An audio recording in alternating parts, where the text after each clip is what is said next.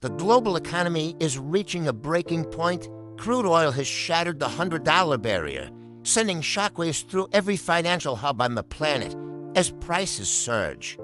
The infrastructure of our energy-dependent world is cast in a new, more threatening light. Every cent added to the barrel cost translates into billions of dollars, lost in market valuation and consumer purchasing power. The volatility is not just a number. It is a symptom of a deeper, more systemic instability in the global supply chain.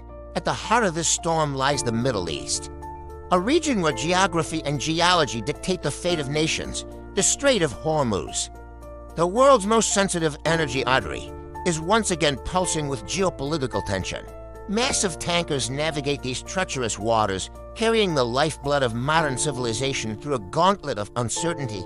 Monitoring centers across the globe are on high alert, tracking every vessel as if the peace of the world depended on their passage. Any disruption here would be catastrophic, turning a price hike into a full-scale global energy paralysis.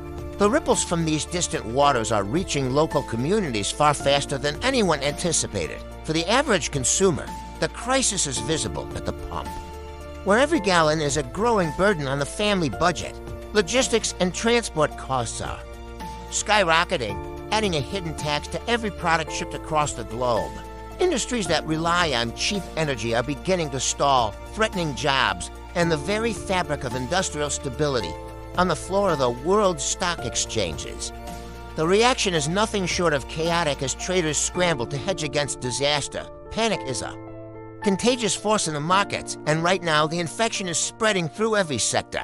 Major cities, the engines of the global economy, are now operating under the shadow of rising costs and diminishing certainty behind closed doors.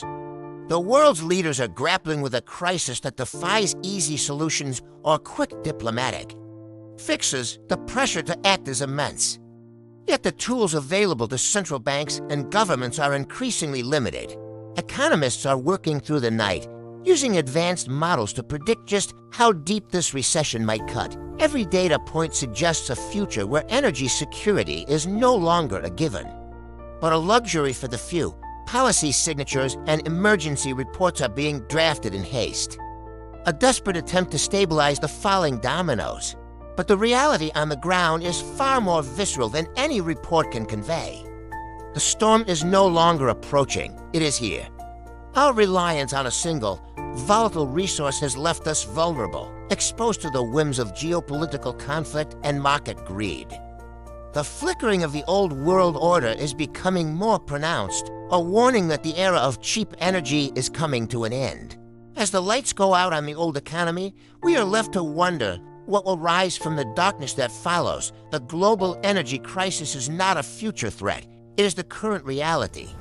Stay informed, for the transition will be difficult.